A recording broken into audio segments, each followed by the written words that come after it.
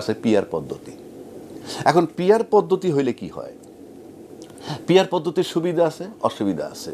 PR পদ্ধতির প্রথম জিনিসটা হলো কি, প্রত্যেকটা ভোটার মনে করতেছে যে তার প্রতিনিধি সে পাবে পার্লামেন্টে, তার দলের। এইটা একটা ভালো দিক। দ্বিতীয় দিক, একটা শক্ত বিরোধী দল পার্লামেন্টে যাবে, এটা একটা দিক।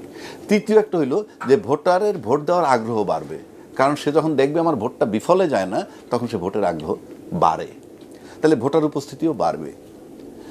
ডিমেরিটসটা কি?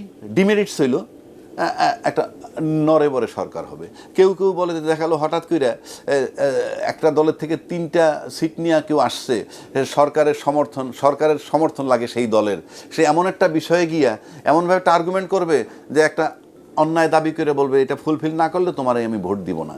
এটা হতে পারে, এটা এই প্রবলেম যে আসবে না তা না, আসতে পারে। ঠিক আছে, তখন কি করতে হবে? তখন ওই সরকারকে দেখতে হবে তার দাবিটা যদি ন্যায্য হয় তুমি মানবা না কেন, আর দাবিটা যদি অন্যায্য হয় তাহলে তুমি বলতে পারো না তোমার অন্যায্য দাবি মানতে পারবো না, তাহলে আমরা অন্য সরকার গঠন, ঠিক আছে আমি চলে গেলাম। আপনাকে তো অন্যায় দাবি মেনে নেওয়া যাবে না, সে অন্যায় দাবি করতে পারে। আপনি সরকারে থাকবেন না, আরেকটা সরকার হবে, ওই নির্বাচিত প্রতিনিধির মধ্যে আরেকটা সরকার হবে। এখন এই যে পদ্ধতিটা আমাদের দেশের জন্য এই মুহূর্তে কেন দরকার, যে আপনি পার্লামেন্টে যদি এইভাবে যান, তাহলে সরকারটা যদি এরকম হয় যে 140টা সিট পেয়ে বা 60টা সিট পেয়ে মেজরিটি যিনি থাকবেন তিনি তো সরকার গঠন করবেন, তখন এই জুলাই সনদের বিষয়টা কথা আসবে। তখন এই জুলাই সনদ বাধ্য করা যাবে। কেন? এরা যদি বলে আমরা নোট অফ ডিসেন্ট দিয়েছে, ন মানবো না আমরা, আপনাকে এটা অ্যাপ্রুভাল দিতে হবে, তাহলে আমরা আপনার উপরে আস্থা তুলে নিব। এই যে বাধ্যবাধকতাটা আনা যাবে যদি আপনি পিআর সিস্টেমে যান। অন্য কোনো বিকল্প পথ যদি থাকে রাজনীতিবিদরা চিন্তা করতে পারে, সেটা ভিন্ন কথা, সেটা নিয়ে আমার কোনো নাই, কিন্তু এটা একটা পদ্ধতি। এবং এই পদ্ধতি মানে কি? এই পদ্ধতি মানে সব ভোটারদের প্রতিনিধি পার্লামেন্টে। এতে শুধু এই জায়গায় যে জুলাই সনদে অ্যাপ্রুভ হবে তা নয়, আপনি মাঠে যাবেন, ধরেন একটা জায়গায় চাঁদাবাজি হচ্ছে, যারা 160টা সিট পাইছে তাদের দল চাঁদাবাজি করতেছে, কিন্তু যারা 30টা সিট পাইছে তাদের লোক ওখানে থাকলে প্রতিরোধ করবে। প্রতিরোধ করলে যদি না শোনে, তাহলে এই কথাটা কিন্তু সে তার পার্লামেন্ট মেম্বার পর্যন্ত পৌঁছাইতে পারে, পার্লামেন্টে সেই কথাটা আনবে, এই কিন্তু চাঁদাবাজি হচ্ছে, যদি এগুলি বন্ধ না করো তাহলে কিন্তু আমরা অনাস্থা দিব। এই যে চেক অ্যান্ড ব্যালেন্স, এটা হবে, আপনি নিশ্চিত থাকেন চাঁদাবাজি কমে যাবে। আবার আসেন প্রশাসন যখন একতরফা একটা দল ক্ষমতায় গেলে প্রশাসনের নিয়ন্ত্রণ করে, প্রশাসনের কোনো উপায় থাকে না। এখন প্রশাসন দেখবে যে না, আমি অন্যায় কাজ করব না, করতে গেলে আর এক দল তাদের প্রতিনিধি এসে আমাদের উপরেই করবে। সুতরাং এই মুহূর্তে যদি আপনি ওইভাবে চিন্তা করেন, তাহলে বাংলাদেশের জন্য পিআর পদ্ধতি ভালো। এখন কেউ কেউ বলেন সরকার খালি বদল হোক, তাতে সমস্যা কোথায়? সরকার এই দল চলে গেল, আর এর জন্য তো আর নির্বাচন লাগতেছে না। আপনি যেমন জাপানের দিকে তাকান, ইটালির দিকে তাকান, সেখানে সব এই পদ্ধতির সরকার। তারা যখন দেখে যে না, ওকে আমি চলে গেলাম, তোমরা চালাও আরেকজন সরকার বানাইয়ে, কোনো আপত্তি নেই, দেশকে যদি ভালোবাসেন। এখন আসেন পিআর পদ্ধতি যারা চায় তারা কিন্তু তাদের স্বার্থ দেখে, যে পিআর পদ্ধতি দেখলে আমি কিছু সিট পাই। আর যারা পিআর পদ্ধতি চায় না তারা তাদের স্বার্থ দেখে কি, পিআর পদ্ধতি আসলে আমার 2/3 মেজরিটি আমি পাবো না, কিংবা একতরফা একচ্ছত্র আধিপত্য পাবো না।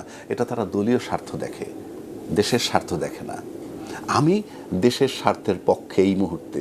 আপনি পিআর পদ্ধতি ভালো মন্দ দুইটি আমি বললাম, কিন্তু আমার দেশ যদি এই মুহূর্তে নিয়ন্ত্রণে নিতে হয় এবং জুলাই সনদে সংবিধানে এনশিওর করতে হয় যে বাস্তবায়ন করতে বাধ্য করতে পারবে, সেজন্য আপনার এই পিআর সিস্টেমটা এই মুহূর্তে গ্রহণযোগ্য, এবং সেই হিসাবে আমি মনে করি এটা বিবেচনা করতে পারে।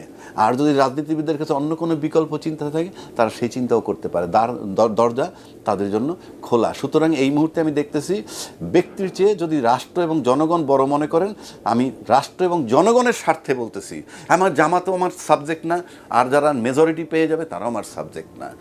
দেশ এবং জনগণকে ভালো নিশ্চিত করার জন্য তাদের নিরাপত্তা, তাদের সব কিছু উন্নয়ন এবং চাঁদাবাজি লুট তরা সব বন্ধ করা, এবং সরকারেরও দুর্নীতি বন্ধ করা সহায়ক হবে যদি আপনি এই রকম সরকার বানাইতে পারেন।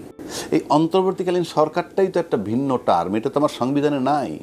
আমার সংবিধানে একটা সরকারের কথা বলা আছে, সেটা কি নির্বাচিত সরকার। না, আপনি কনস্টিটিউশনাল অর্ডার কে দিবে? যদি আপনি কোর্টে পাঠান, কোর্ট দিবে। কোর্ট তো কনস্টিটিউশনের হাত দিতে পারবে না, কোর্ট আইন বানাইতে পারে না, কোর্ট কনস্টিটিউশন লিখতে পারে না, কোর্ট সরকার গঠন করে দিতে পারে না। এই যে শেখ হাসিনা পালায়ে যাওয়ার পর যে সাংবিধানিক সংকট হইল বা শূন্যতা হইল, সেটাকে পূরণ করার জন্য রাষ্ট্রপতি সুপ্রিম কোর্টের কাছে একটা মতামত চেয়েছে সংবিধানের 106 ধারা মোতাবেক। সেখানে কোর্ট বলছে যে এরকম সাংবিধানিক শূন্যতা পূরণ করার জন্য এই পিরিয়ডটা একটা অন্তর্বর্তীকালীন সরকার ব্যবস্থা নেওয়া যেতে পারে, এই তার ওপিনিয়ন। কিন্তু সরকারটা বানাইছে কিন্তু সমস্ত রাজনৈতিক দলের রিপ্রেজেন্টেশন, মানে সব জনগণের রিপ্রেজেন্টেশন ধরে নেওয়া হয়। তার সাথে আমলা বলেন, যা বলেন, সমস্ত মানে বড় বড় অর্গানাইজেশনের বড় বড় আমলা যারা ছিল, 3 বাহিনীর প্রধান, পুলিশ, সব ছিল। তাকে সরকার হিসেবে বসানো হলো, নাম দিল কি অন্তর্বর্তীকালীন সরকার। এই অন্তর্বর্তীকালীন সরকারটাই তো একটা ভিন্ন টার্ম, এটা তো আমার সংবিধানে নাই। আমার সংবিধানে একটা সরকারের কথা বলা আছে, সেটা কি নির্বাচিত সরকার। নির্বাচিত সরকার কে ছিল? যেভাবেই থাকুক, আমরা তো নির্বাচনটাই মানলাম, তবুও নির্বাচিত সরকার শেখ হাসিনা। সে যখন পালায়ে গেল, ওই সংবিধানে বলা নাই যে পালায়ে গেলে কি হবে। যখনই সে পালায়ে গেল তখন সে সংবিধানটাকে স্থগিত করে চলে গেল, সংবিধানটা তখনই বাতিল হয়ে গেছে। কারণ সংবিধানে কোথাও বলা নাই আপনি পালিয়ে যেতে পারবেন, যেটা বলা নাই সেটা তো আপনি করতে পারবেন না।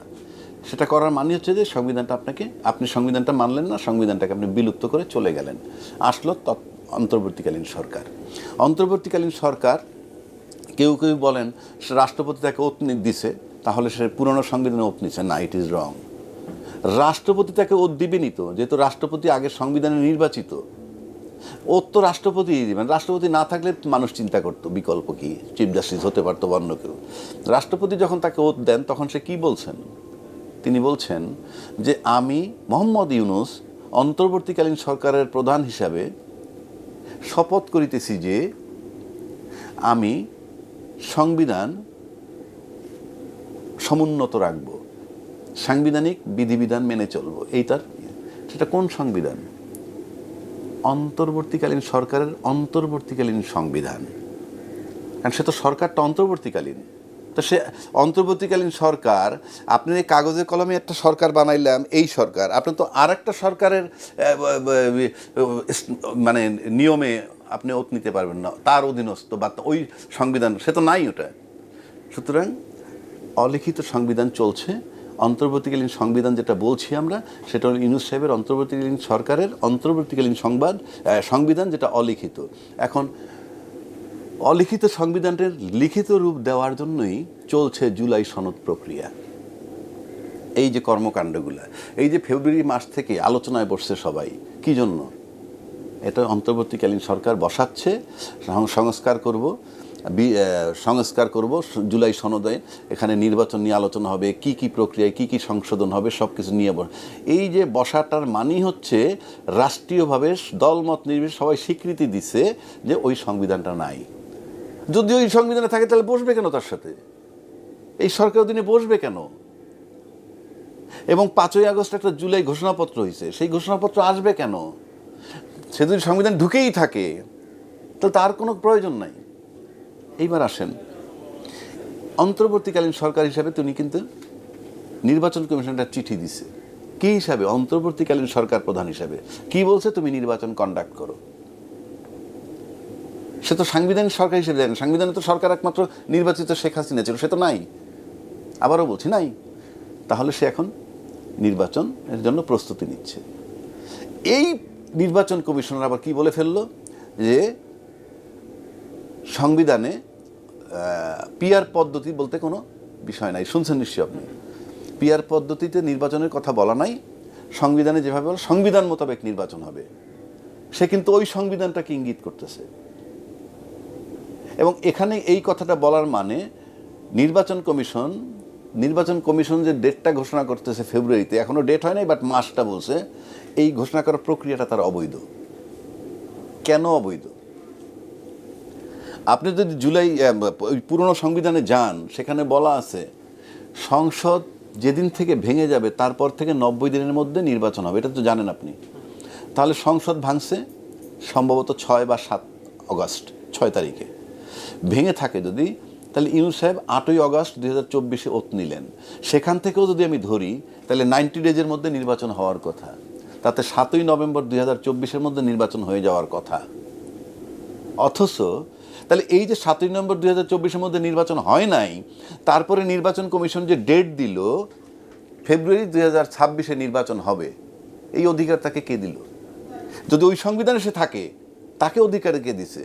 সংবিধান করলে তো সংবিধানের নিয়ম আপনি মানবেন। তাহলে আপনি ফেব্রুয়ারি 2026-এ নির্বাচনের যে ঘোষণাটা দিয়েছিলেন কোন সংবিধানে এবং কোন আইনে? নাম্বার 1। নাম্বার 2, আপনার কি মনে আছে যে বিএনপি বিশেষ করে বিএনপি ইউনূস সরকারের সাথে দেখা করে বলছিল আমরা ডিসেম্বর 25-এর মধ্যে নির্বাচন চাই। তারা ডিসেম্বর 25-এর মধ্যে নির্বাচন চাইলো কি হিসাবে? সংবিধানে তো তা নাই। 1। 2 নম্বর, আপনার কি আরও একটা জিনিস মনে আছে যে 7ই অগাস্ট 2024 বিএনপি তার পল্টন অফিসের সামনে একটা সমাবেশ করছিল, খেয়াল আছে? সেই সমাবেশে তারা বলছিল 3 মাসের মধ্যে নির্বাচন চাই। হ্যাঁ, তখন কিন্তু ইউনূস সরকার ওত নেন নাই। তাহলে কার কাছে নির্বাচন চাইলেন? সরকার যখন নাই, আপনি নির্বাচন কার কাছে চাইলেন? বহু লোকে বলে যে মানে এটার জবাব নাই। আমি বলছি কার কাছে চাইছে।